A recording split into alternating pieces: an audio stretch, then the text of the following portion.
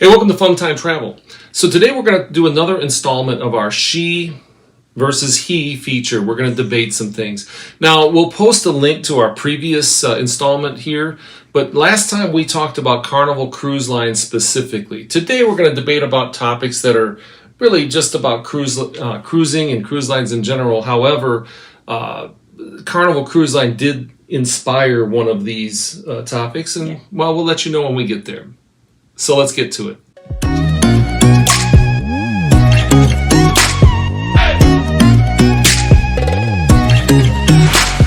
Okay, so if you haven't figured it out, this is the way this works. We're going to pick a topic or share a topic that we've already picked, and then we'll draw a chip, a poker chip. Green means you're for the topic, red means you're against the topic, or that you'll present an argument against the topic. Obviously, there are pros and cons to both of these, and that's why we're kind of doing it this way, but we just thought this would be a fun way to talk about the pros and cons of different topics. So let's get right to it here. Well, the first one we're going to talk about is staying on the ship in port. Okay? So I'll let you choose. Nothing up my sleeve. Green again. She always gets the green one. Here we go again. All right. So, pros for staying on the ship in port. Number one, if you love the spa, you can get some really good discounts if you stay on the ship while the boat is in port somewhere. Mm-hmm. I mean, really good discounts. So check it out if you never have before. A con would be that you'd end up spending money in the spa while you're in port. But you saved a bunch. Another pro. You can basically have the cruise ship to almost yourself, not quite, but sure. Very, very, very low numbers on the boat because everybody wants to get off and go in port. They've been on the boat. You can sit poolside on a lounger without chair hogs taking them all up. Right. So, I mean, it really is, especially if you're pulling into a port you've been to once or twice or more, stay on the ship one time and just enjoy and just experience a totally different experience, You don't have to wait in lines for food. No, that's true. That would be one of my favorite reasons, yeah. Yeah. You can just relax, Yeah. It's vacation. That's true. So. The cons of staying on the ship in port are, you miss the port. Now, like she said, you may have been there several times, but depending on the port, there are almost always a wide variety of things to do, experiences to have. Some of the ports have cool water features and areas for you to just enjoy in the port. So, you've got, it's kind of an extension of the ship even in the port area there, but places like Cozumel, you can go over to the mainland and see some cool things. In Honduras, there's zip lining, and of course there's snorkeling and diving.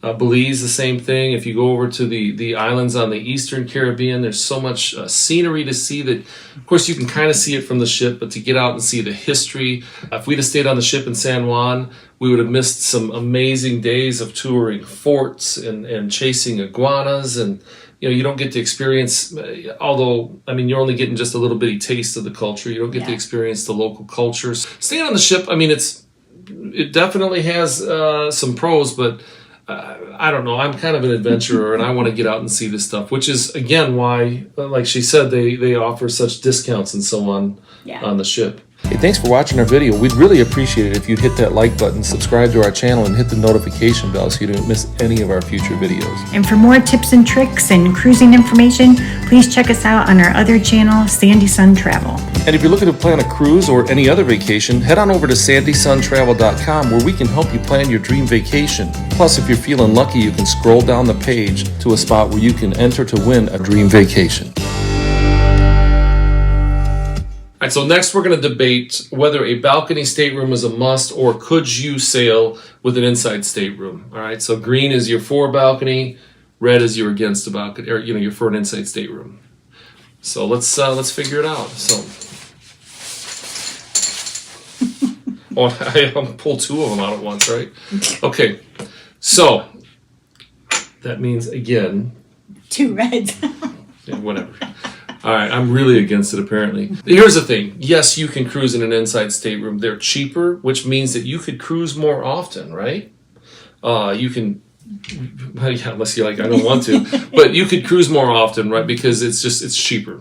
Second, if you need a dark room to sleep, an inside stateroom is absolutely the place to be, because it'll be like noon, 1 o'clock before you wake up and you're like, is it daylight out? And everybody else is, going to lunch. And finally, I think the biggest reason I think an inside stateroom works out really well is because even with a balcony that we always get, you really don't spend that much time in your room. I mean, you do, but by the same token, you're out exploring the ship, and kind of the entire outside of the ship is a balcony. So you don't have to have a balcony. That's my thought. So I would say, no, you don't have to have a balcony to cruise. All right. Well, to counter that. She's going to be, to counter that, balcony. Done. No, I don't know. Duh. Balcony. No. We love to get a balcony. We absolutely love it. To me, it feels like that balcony is an extension of your room. And let's be honest, there is not much room in the rooms. That's true. We also love to, at night, open up the window, the curtains. The curtains. The curtains. Why was it so hard? I don't know. Big words. These things, Yeah. Anyways, the curtains, and just be able to watch the water, especially when we have the one on the end of the boat, the aft balconies. You're not saying at night in the dark. You mean during the day, like in the evenings. Yeah, but I mean even at night, because you can, the lights from the boat, True. You can see the wake. It's really pretty. Obviously during the day too, you can sit out there and get sun on your balcony, and you don't have to go worry about, lounger hogs, chair hogs. You have your own chairs on your own balcony. It's quieter. It's peaceful. There's so many things about it. I mean, a lot of times when I'm getting ready, he'll go out and just sit out there and just have some, a half hour to yourself, just relaxing. Mm-hmm. It's just nice to have. It's a luxury. Is it needed? No, but it's definitely wanted. This is true. Yeah. No, they are fun. Yeah. It's hard to argue against a balcony. I guess the big thing comes down to if you really, really want to cruise, and that balcony is just sky high. You can go on a cruise and just do a inside stateroom. How much money do you want to spend? There you go. Right. Okay, so our final topic here is regarding elegant formal nights versus cruise casual, or the casual nights in the dining room. Okay, and this is the one that was inspired by Carnival brand ambassador John Heald. This week, as of the recording of this video, John Heald had posted a number of questions on his Facebook page regarding this topic. And so we're going to talk about this in general as far as all cruise lines, but it was his posts that inspired this topic. Carnival has what they call cruise elegant, or elegant nights, I should say. And that is, it's not really a true formal night. They don't expect you to dress in tuxedos, although some people do. Right. But you can go in just a nice shirt and khaki pants or slacks, or even nice jeans. Fact is, Carnival kind of lets you get away with anything. Now we know Norwegian has their freestyle, cruising, and that you can kind of dress up or down as you want. Although they do have kind of a dress to impress night. And then Royal Caribbean has formal nights, but then all of the cruise lines have varying levels of formality. This is kind of an in general, but again, I just wanted to qualify. Carnival did inspire this one. Right. All right. So, your pick. Yes! I got red. Yes! Finally! I get to be in support of it. I get to be the bad guy. Do you want to go first or second? I'll go first. Okay. Why shouldn't you have an elegant or formal night?